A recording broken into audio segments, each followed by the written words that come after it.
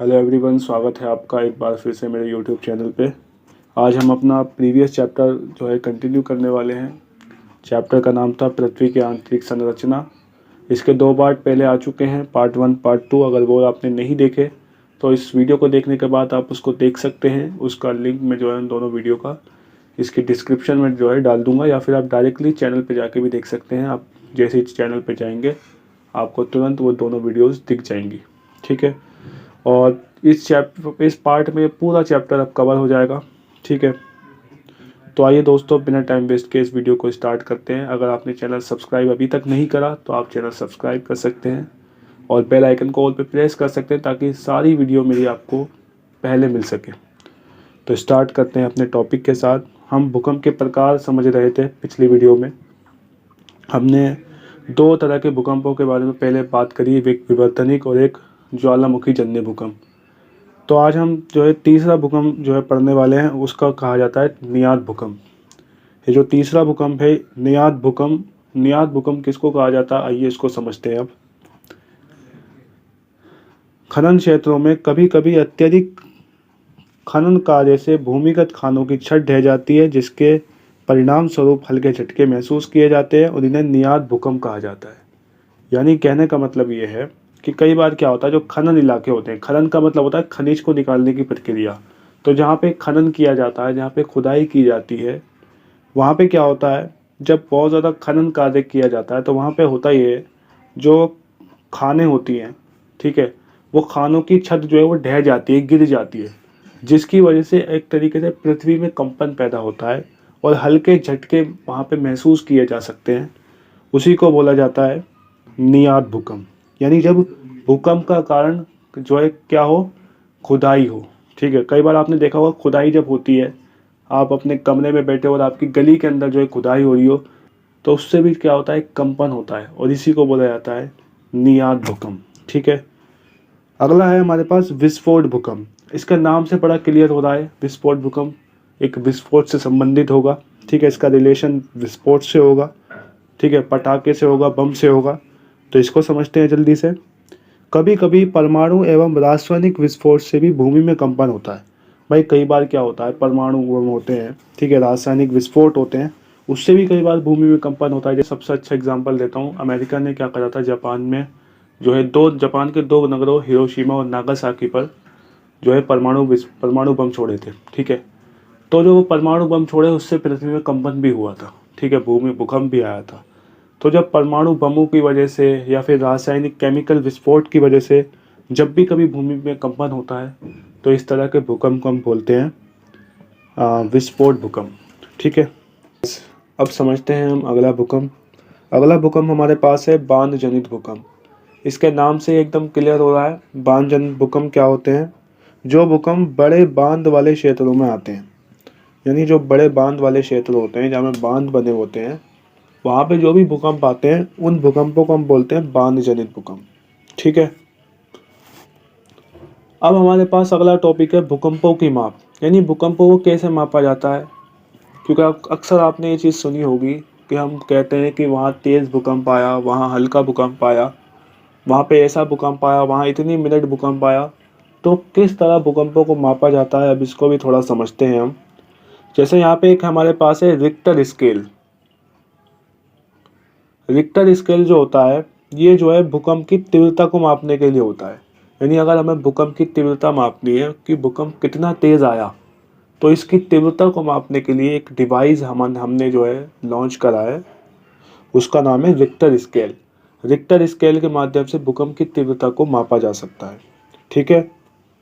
मरकेली मरकेली जो है क्या है, मरकेली एक और डिवाइस है जो भूकंप की तीव्रता नहीं मापता, बल्कि आघात की तीव्रता मापता है। यानी कि भूकंप से जो भी नुकसान होता है, लोगों की जानें जाती हैं, ठीक है, जो भी चोट पहुंचती है, उसको मापता है मरकेली। तो 2 डिवाइस आपने अभी पढ़े, एक होता है रिक्टर स्केल और एक होता है मरकेली। रिक्टर स्केल क्या होता है, जो भूकंप की तीव्रता को मापता है। मरकेली क्या होता है, जो भूकंप की वजह से जो नुकसान हुआ है उसको मापता है। ठीक है। I hope it is clear. आइए नेक्स्ट टॉपिक समझते हैं। नेक्स्ट टॉपिक हमारे पास है भूकंप के प्रभाव।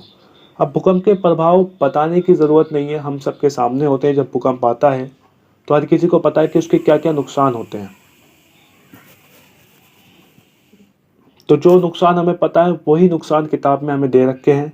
जैसे भूमि का हिलना, भूमि हिलती है। धरातलीय विसंगति, धरातलीय विसंगति का मतलब है कि धरातल खराब होता है, ठीक है। इसी तरह भूस्खलन, भूस्खलन का मतलब होता है भूमि का खिसकना, भूमि खिसक जाती है, भूमि टूट जाती है। मृदा द्रवण, मृदा द्रवण का मतलब यहाँ पे मृदा अपरदन से ही है, यानी मृदा कट जाती है, ठीक है। और धरातल का एक तरफ झुकना भी भूकंप का प्रभाव है।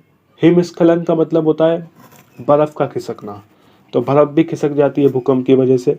जब ज़मीन हिलती है तो बर्फ भी खिसक जाती है। इसी तरह बांध और तटबंध के टूटने से बाढ़, जब भूकंप आता है तो उससे बांध जो होती है, तटबंध जो होते हैं वो भी टूट जाते हैं, और जिसकी वजह से बाढ़ भी आ जाती है। तो भूकंप की वजह से बाढ़ भी आ जाती है कभी कभार, ठीक है। इसी तरह आग भी लग जाती है, इमारतें तो गिरती ही गिरती हैं, ठीक है। और वस्तुएं भी गिरती हैं, सुनामी भी आ जाती है कई बार, ठीक है। तो इस चीज़ को हमेशा ध्यान रखना, ये सारे भूकंप के प्रभाव हैं। यानी एक प्राकृतिक आपदा की वजह से कई सारी प्राकृतिक आपदाएं पैदा होती हैं। भूकंप की वजह से आग लगती है, भूकंप की वजह से बाढ़ें आती हैं, ठीक है। सारी बाढ़ें भूकंप की वजह से आती है मैं ऐसा नहीं कह रहा, लेकिन यहाँ पे जो बताया गया है कि भूकंप की वजह से बाढ़ भी आती है, भूकंप की वजह से जो है सुनामी भी आती है, ठीक है। तो भूकंप के प्रभाव ये रहे आपके सामने। अगला टॉपिक हमारे पास है भूकंप की आवृत्ति। अब इस टॉपिक में हम क्या समझेंगे? इस टॉपिक में समझने के लिए कुछ भी नहीं है। इस टॉपिक में बस इतना समझना है कि कहाँ भूकंप ज़्यादा आता है, कहाँ भूकंप कम आता है। क्योंकि आपने देखा होगा कि पूरी पृथ्वी पे ऐसा नहीं है कि जो है सभी देशों में सभी जगह समान भूकंप आता हो, ठीक है भाई। ऐसा नहीं है कि भारत में कम भूकंप आता है, या भारत में भी जितना भूकंप भारत में आते हैं उतने ही भूकंप अमेरिका में आते हैं, उतने ही भूकंप जापान में आते हैं, ऐसा बिल्कुल नहीं है। हर जगह की जो बायोलॉजी है वो अलग है, ठीक है। हर जगह जो है अलग अलग स्थितियाँ हैं, जिस वजह से अलग अलग जो है अलग अलग भूकंप आते हैं। यानी कि कहीं तेज़ भूकंप आते हैं, कहीं हल्के भूकंप आते हैं, कहीं ज़्यादा भूकंप आते हैं, कहीं कम भूकंप आते हैं। तो ये चीज़ समझनी है हमें। देखो लाइन दे रखी है, वो इम्पोर्टेंट लाइन ये है कि विश्व के सिर्फ वही क्षेत्र जो भ्रंश के समीप है, विश्व के केवल वही क्षेत्र जो भ्रंश के समीप है वहीं पर तेज भूकंप आते हैं। भ्रंश का मतलब समझते हो आप? भ्रंश का मतलब होता है, भ्रंश मैं आपको बताता हूँ, एक दो चट्टानों के बीच जो दो चट्टानें होती हैं, दो चट्टानों के बीच जो दरार होती है, ठीक है, उस दरार को बोला जाता है भ्रंश। यानी जिससे ऊर्जा निकलती है, ठीक है, जहाँ से ऊर्जा मुक्त होती है उसको बोला जाता है भ्रंश, ठीक है। तो ये जो भ्रंश होते हैं, यानी जो इलाके भ्रंश के समीप होते हैं वहीं पे तेज भूकंप आते हैं, ठीक है। आइए अब जल्दी से अगला टॉपिक समझते हैं, पृथ्वी की संरचना। अब जो मेन टॉपिक आ रहा है इस चैप्टर का, बहुत ही इंपॉर्टेंट और बहुत ही आसान टॉपिक है। देखिए आप सब जानते हैं पृथ्वी 3 परतों से मिलकर बनी है, भू, पर्पटी, मेंटल और क्रोड। तो उसी को एक एक बार थोड़ा सा इंट्रोडक्शन देख लेते हैं, थोड़ा थोड़ा उनके बारे में समझ लेते हैं। जैसे पहला है भू पर्पटी। भू पर्पटी का अगर बात की जाए तो ये पृथ्वी का सबसे बाहरी भाग है, यानी सबसे ऊपरी परत के नाम से इसको जाना जाता है। महासागरों के नीचे इसकी मोटाई 5 किलोमीटर है। तो महासागरों के नीचे इसकी जो मोटाई है वो 5 किलोमीटर है। यानी कि भू पर्पटी की महासागरों के नीचे मोटाई अलग है, महाद्वीपों के नीचे अलग है। महासागरों के नीचे इसकी मोटाई कितनी है? 5 किलोमीटर। महाद्वीपों के नीचे 30 किलोमीटर। और हिमालय पर्वत के नीचे भूपर्पटी की जो मोटाई है वो लगभग 70 किलोमीटर है। तो तीनों जगह भाई इसकी जो मोटाई है वो अलग अलग है, ठीक है। इसके अलावा इसके बारे में ये लिखा है कि ये भारी चट्टानों से बना है, यानी भारी चट्टानें जो हैं भारी भारी चट्टानों से मिलकर बनी है। और इसका घनत्व आप याद कर लेना, कई बार एमसीक्यूज में पूछा जाता है। इसका घनत्व है 3 ग्राम प्रति घन सेंटीमीटर, 3 ग्राम प्रति घन सेंटीमीटर, ठीक है। अब यहाँ पे भी एक्सेप्शन है। एक्सेप्शन ये है कि महासागरों के नीचे घनत्व अलग है।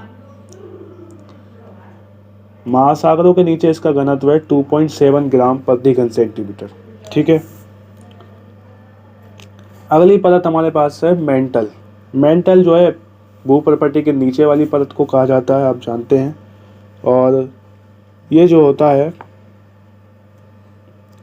ये जो मेंटल है ये 2900 किलोमीटर की गहराई तक पाया जाता है। अच्छा, यहाँ पे मेंटल के भी दो भाग हैं, एक ऊपरी भाग है और एक निचला भाग है। ऊपरी भाग को बोला जाता है दुर्बलता मंडल। ठीक है, क्या बोला जाता है? दुर्बलता मंडल बोला जाता है। तो कई बार ये पूछा जाता है कि मेंटल के ऊपरी भाग को क्या बोला जाता है? दुर्बलता मंडल। ठीक है। अच्छा, इसका घनत्व ज़्यादा है। ठीक है, इसका घनत्व जो मेंटल है इसका घनत्व ज़्यादा है। इसका घनत्व है 3.4 ग्राम प्रति घन सेंटीमीटर। 3.4 ग्राम प्रति घन सेंटीमीटर। और यहाँ पे मैं आपको बता दूँ, पिछली वीडियो में भी मैंने आपको बताया है कि जितनी गहराई में हम जाते हैं उतना ज़्यादा जो है क्या होता है, घनत्व बढ़ता रहता है। तो वही चीज़ यहाँ पे सिद्ध हो रही है कि भाई जो भूपर्पटी थी उसका जो घनत्व है वो 3 ग्राम है या 2.7 ग्राम है, लेकिन जो मेंटल है उसका 3.4 ग्राम है। अभी हम क्रोट का जो घनत्व पढ़ेंगे वो देखते हैं कितना जो है उसका घनत्व होता है, उसको भी हम समझेंगे अभी। भूपर्पटी और मेंटल का ऊपरी भाग मिलकर स्थल मंडल कहलाता है। भाई भूपर्पटी हो गई पूरी, और मेंटल का जो ऊपरी भाग है जिसको हम दुर्बलता मंडल भी बोलते हैं। ठीक है, उन दोनों का अगर हम मिला दें तो इसको बोला जाता है स्थल मंडल, लिथोस्फीयर। ठीक है। अच्छा, अब मैंने ऊपरी मेंटल के बारे में तो बता दिया, अब निचला मेंटल के बारे में थोड़ा बता देता हूँ। निचला मेंटल जो है उसके बारे में यहाँ पे ये जानकारी लिखी हुई है कि ये ठोस अवस्था में है। ये कैसी अवस्था में है? ठोस अवस्था में। बस इतनी जानकारी दे रखी है किताब में और इतनी आपको लिखनी है। तीसरी जो आखिरी परत हमारे पास है वो है क्रोड। अब ये जो क्रोड है ये सबसे निचली परत है, आप जानते हैं मेंटल के बाद जो मेंटल की निचली परत है। ठीक है।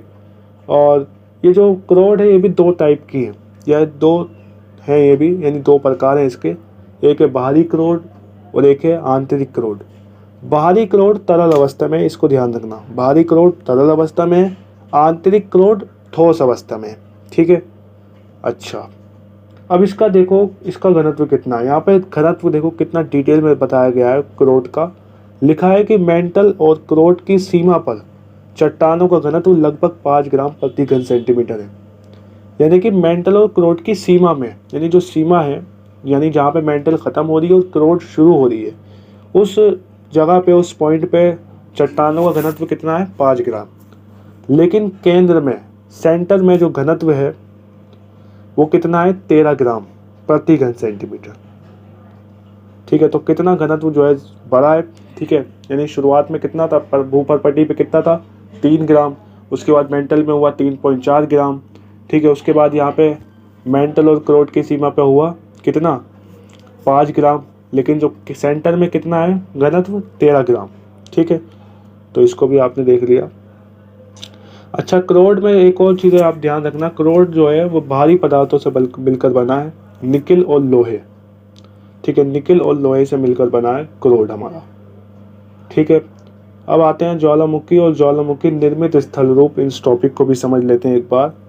ठीक है, ज्वालामुखी से सब वाकिफ़ हैं। ठीक है, ज्वालामुखी वह स्थान है जहाँ से क्या होता है? जहाँ से लावा निकलता है भाई।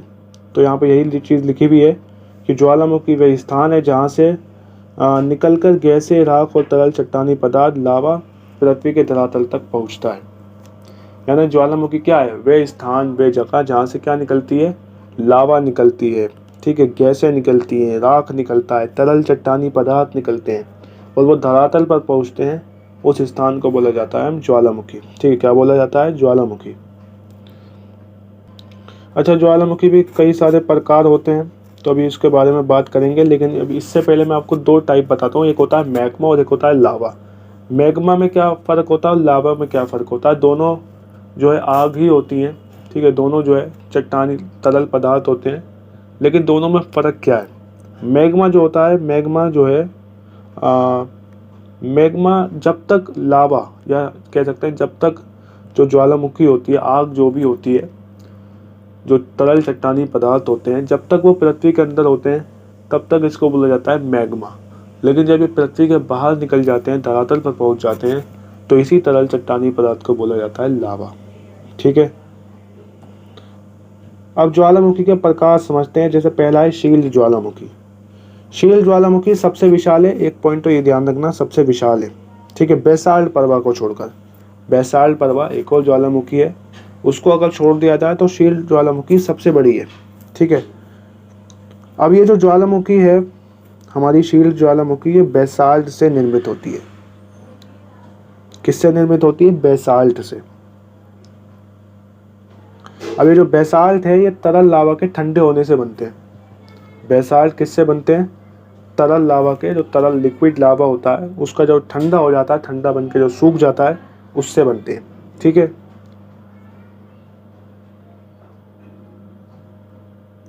अच्छा, ये ज्वालामुखी जो है विस्फोटक हालांकि होते नहीं है, शील ज्वालामुखी, लेकिन अगर जो इनकी जहाँ से निकलती है निकास नलिका जो होती है इनकी, अगर वहाँ पे कोई पानी चला जाए थोड़ा सा, तो ये जो है विस्फोटक भी हो जाते हैं, लेकिन आमतौर पर कम विस्फोटक इनकी विशेषता होती है। इसके अलावा इन ज्वालामुखी से जो लावा होता है वो फव्वारे के रूप में निकल कर आता है बाहर। ठीक है। अब आते हैं मिश्रित ज्वालामुखी। ये ज्वालामुखी, इनकी विशेषता ये होती है कि ये ज्वालामुखी जो है गाढ़ा चिपचिपा लावा निकालते हैं अपने अंदर से। क्या निकालते हैं? गाढ़ा चिपचिपा लावा निकालते हैं अपने अंदर से। ठीक है। और ये जो है विस्फोटक होते हैं। ठीक है, खतरनाक होते हैं।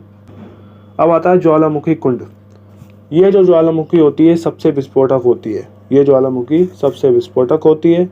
ये इतनी विस्फोटक होती है ये ज्वालामुखी कुंड, कि जब इसमें विस्फोट होता है तो ये ऊंचा ढांचा बनाने के बजाय खुद स्वयं नीचे धंस जाती है। यानी इतना खतरनाक विस्फोट होता है कि अपनी शक्ति से ये खुद ही समाप्त हो जाती है। ठीक है। और इसकी वजह से मैं आपको बता दूं कि जब ये धंसती है तो एक तरीके से गड्ढे बन जाते हैं और उसे कुंड बोला जाता है। यही वजह है कि इस ज्वालामुखी को ज्वालामुखी कुंड बोलते हैं। ठीक है। दूसरा है बेसाल्ट प्रवाह क्षेत्र। ये भी ज्वालामुखी है, जो भी मैंने आपको बताया कि सबसे बड़ी ज्वालामुखी होती है ये, और बहुत ही ज़्यादा तरल लावा ये उगलते हैं। और ये जो बेसाल्ट प्रवाह क्षेत्र जो ज्वालामुखी है, इनका लावा जो है बहुत दूर दूर तक जाता है। ठीक है। इसलिए इनका एक एरिया बन जाता है और इसी वजह से इनको बोला जाता है बेसाल्ट प्रवाह क्षेत्र। ठीक है। मध्य महासागरीय कटक ज्वालामुखी, भाई ये ज्वालामुखी महासागरों के नीचे है, पानी के नीचे है। ठीक है। तो ज्वालामुखियों का उद्गार महासागरों में भी होता है। ठीक है। तो ये जो मध्य महासागरीय कटक ज्वालामुखी है समुद्र के नीचे है, महासागरों के नीचे। ठीक है।